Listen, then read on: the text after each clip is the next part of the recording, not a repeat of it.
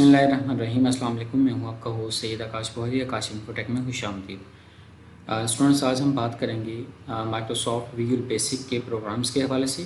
तो आज हम सबसे पहले एक प्रोग्राम स्टार्ट करेंगे बेसिक प्रोग्राम के कॉन्सेप्ट के हवाले से। तो इसके लिए सबसे पहले हम माइक्रोसॉफ्ट विजुअल बेसिक IDE को क्लिक करेंगे 6.0। जो ही ये ओपन होगा तो यहाँ पे आपने स्टैंडर्ड एक्जी फाइल इस पर आपने ओपन कर लेना है। डबल क्लिक करें तब भी। मैं इसके फॉर्म का साइज़ थोड़ा सा बढ़ा लेता हूँ ताकि हमें जो भी कोडिंग करें वो हमें वाज़ह नज़र आए। इसमें जो सबसे पहले हमारे पास स्टेटमेंट आती है, स्टेटमेंट कहता है write a program that gets a number from the user in a text box and display its square and cube in two other text boxes when the user clicks a button. वो कहता है कि आपने दो अलग से तीन text boxes बनाने किस तरह से, एक जिसमें नंबर आपने लेना है, दूसरा जिसमें आपका स्क्वायर का आंसर आएगा, तीसरा जिसमें आपका क्यूब का आंसर आएगा, और एक बटन बनाना है। बटन मीन कमांड बटन, जिसमें आपका रिजल्ट शो होगा। तो इसके लिए सबसे पहले हम टेक्स्ट बॉक्स चूज़ करते हैं। हम यहाँ पे एक टेक्स्ट बॉक्स बनाते हैं। ये हमारे पास एक पहला टेक्स्ट बॉक्स हो गया, इसको हमने एडजस्ट कर लिया। उसके बाद हम सेकंड टेक्स्ट बॉक्स बनाते हैं जो कि हमारे पास स्क्वायर को रिप्रेजेंट करेगा। इसके बाद हम थर्ड टेक्स्ट बॉक्स बनाते हैं जो कि हमारे पास एक क्यूब को रिप्रेजेंट करेगा। तो हमने तीन टेक्स्ट बॉक्सेस बना लिए। अब इन टेक्स्ट बॉक्सेस के जो हमारे पास टेक्स्ट है, टेक्स्ट 1, यहाँ पे आपके पास प्रॉपर्टी विंडो शो हो रही होगी। तो यहाँ पे प्रॉपर्टी विंडो के अंदर टेक्स्ट 1 को हम यहाँ पे रिमूव कर देते हैं क्योंकि हमने रन टाइम के ऊपर वैल्यूज़ लेनी है।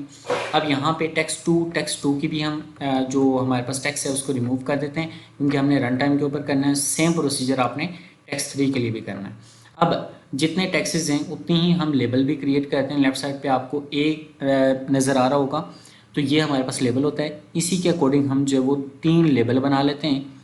तो ये पहला लेबल हमारे पास आ गया। हम ऐसा करते हैं, फॉर्म का कलर चेंज कर लेते हैं। यहाँ पे फॉर्म पे क्लिक करें और आपका यहाँ पे प्रॉपर्टी विंडो के अंदर बैक कलर आ रहा होगा। यहाँ पे आप क्लिक करेंगे तो यहाँ पे आप जो मर्जी कलर यहाँ पे सेलेक्ट कर सकते हैं। अब हमारे पास हम सेकंड लेबल क्रिएट करते हैं। यहाँ पे सेकंड लेबल हमारे पास कुछ इस तरह से आ जाएगा। और अब थर्ड लेबल हम क्रिएट करते हैं। इसी पे हमारे पास यहाँ पे थर्ड लेबल, ये हमारे पास 3 लेबल और 3 टेक्सेस आ गए। अब उसने कहा हुआ है कि हमारे पास एक कमांड बटन भी होगा, तो हम यहाँ पे एक कमांड बटन बना लेते हैं। ये हमारे पास कमांड बटन आ गया। अच्छा बेटे, हमारे पास कमांड बटन का हम टेक्स्ट जो उसको चेंज करते हैं। टेक्स्ट को चेंज करके हम कमांड बटन की जगह पे हम रिज़ल्ट रख लेते हैं। अब फॉर एग्जांपल कमांड की हमारे पास कैप्शन होती है। यहाँ पे आप प्रॉपर्टी विंडो में नीचे आपका जितना भी लिंक होता है वो सारा प्रॉपर्टी विंडोज़ के अंदर तमाम प्रॉपर्टीज़ दी होती हैं, वहीं से आपने चेंज करना होता है, बाकी मामला इसको सेटअप करना होता है। तो हम यहाँ पे कैप्शन पे क्लिक करेंगे। हमारे पास यहाँ पे कैप्शन आ रहा है, यहाँ पे कमांड 1 लिखा हुआ है, इसको रिमूव करके हम रिज़ल्ट कर देते हैं, रिज़ल्ट। अब इसको अगर साइज़ बड़ा करना हो तो आपका जो नीचे थोड़ा सा अगर नीचे मूव करते हैं तो यहाँ पे हमारे पास फ़ॉन्ट दिया होता है, ठीक है, यहाँ पे। और यहाँ पे आप क्लिक करें तो हमारे पास एक विंडो अपीयर होगी। यहाँ पे मैं इसे बोल्ड और यहाँ पे मैं इसे 14 कर देता हूँ टेक्स्ट को। तो यहाँ पे देखेंगे आप रिज़ल्ट बोल्ड हो गए। बिल्कुल इसी तरह से लेबल्स वगैरह के हवाले से अगर मैं करूँ तो लेबल की प्रॉपर्टीज़ में जाके बोल्ड करके मैं इसका जो 12 कर देता हूँ साइज़। फिर मैं इसका जो इसका सेकंड लेबल है, लेबल 2, यहाँ पे मैं बोल्ड करके इसका साइज़ भी 12 कर देता हूँ ताकि आप लोगों को देखने में आसानी हो। फिर अगले में हम लेबल 3 को सिलेक्ट करते हैं। इसको भी यहाँ पे क्लिक करके यहाँ पे बोल्ड पे क्लिक करके हम इसका साइज़ चेंज, आप जो मर्ज़ी अपनी मर्ज़ी का साइज़ चेंज कर सकते हैं। अंडरलाइन करना हो वो भी आप कर सकते हैं, नो डाउट, कोई इशू नहीं है, ठीक है। अब यहाँ पे लेबल 1 पे क्लिक करते हैं, हम इसकी कैप्शन को चेंज करते हैं। लेबल 1 के कैप्शन में लेबल 1 लिखा हुआ है। अब अगर स्टेटमेंट को आप रीड आउट करते हैं तो स्टेटमेंट के मुताबिक हमारे पास write a program that gets a number from the user. अब एक नंबर लेना है तो हम यहाँ पे लिखेंगे inter a number, inter a number. Second में हमें कह रहा है हमें एक बॉक्स चाहिए स्क्वायर का, तो हम यहाँ पे स्क्वायर बॉक्स इंटर करेंगे, स्क्वायर।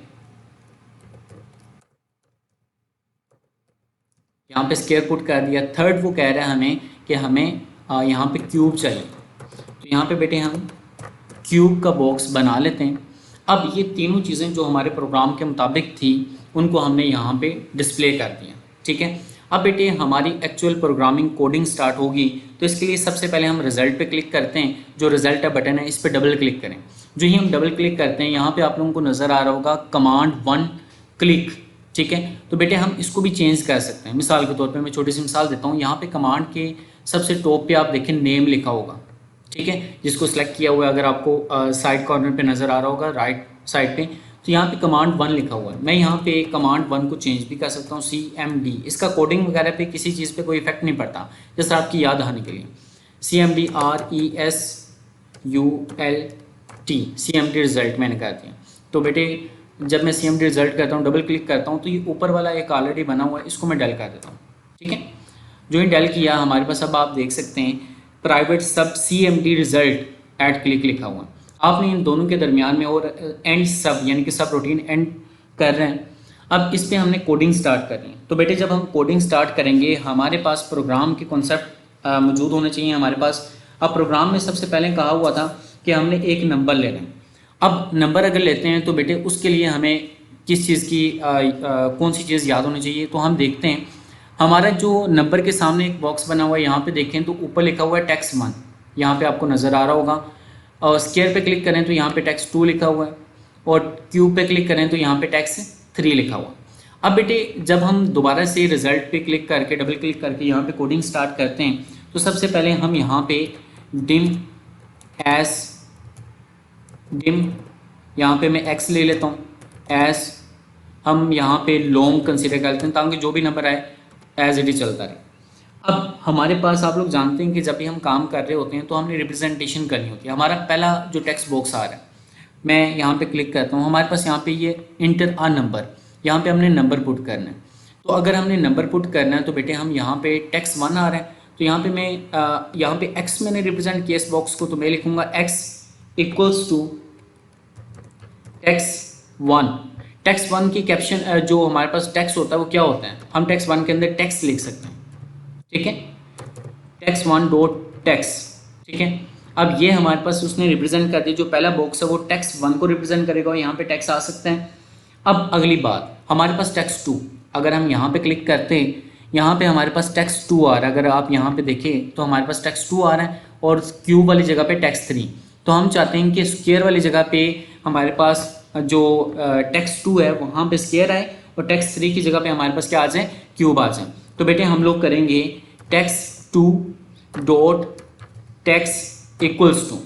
अब आप लोग जानते हैं कि टेक्स्ट की जगह पे हमारे पास यहाँ पे क्यूब आना चाहिए टेक्स्ट 2 की जगह पे। तो क्यूब का मतलब क्या होगा, हमने x रिप्रेजेंट किया हुआ है तो x मल्टीप्लाई बाय x।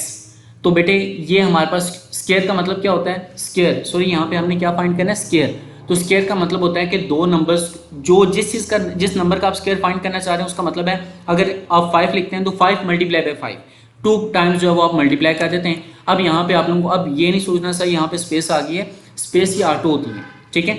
अब हमारे पास टेक्स्ट 3 है, text 3 dot text equals to, यहाँ पे अब क्यूब फाइंड करना है हमने टेक्स्ट 3 में। अगर आप लोग देखें मैं यहाँ पे दिखाता हूँ, टेक्स्ट 3 में हमने क्या फाइंड करना है, क्यूब फाइंड करना है।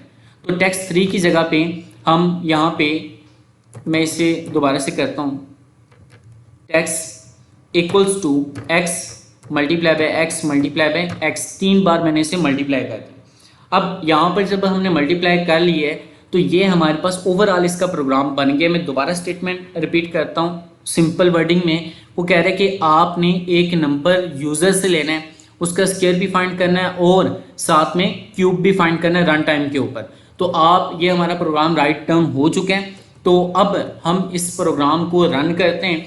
अब आपका सबसे ऊपर एक छोटा सा बटन दिया है जिसके ऊपर प्ले का बटन है, जहाँ पे स्टार्ट लिखा हुआ है। यहाँ पे जो ही मैं क्लिक करता हूँ अब आपके पास ये स्क्रीन है। यहाँ पे अगर मैं लिखता हूँ 6 और मैं यहाँ पे रिजल्ट पे क्लिक करता हूँ, वो उसका स्क्वायर भी दे रहा है और क्यूब भी दे रहा है जो आपको स्क्रीन के ऊपर नजर आ रहा है।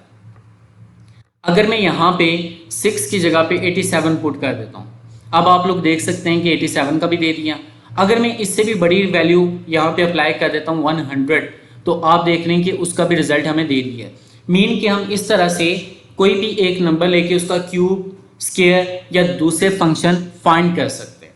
तो उम्मीद है बेटे आपको ये वीडियो अच्छी लगी होगी, आपको ये प्रोग्राम अच्छी तरह से अंडरस्टैंड हो गया होगा। अगर आपको प्रोग्राम अच्छा लगे, आपको हेल्पफुल रहा है, तो इस चैनल को आकाश इन्फोटेक को सब्सक्राइब करें और साथ मौजूद बेल आइकन को लाजमी क्लिक करें ताकि इस तरह की मज़ीद मालूमाती वीडियोज़ और आपके एजुकेशन से रिलेटेड वीडियोज़ आप तक बर वक्त तो बआसानी पहुँच सकें।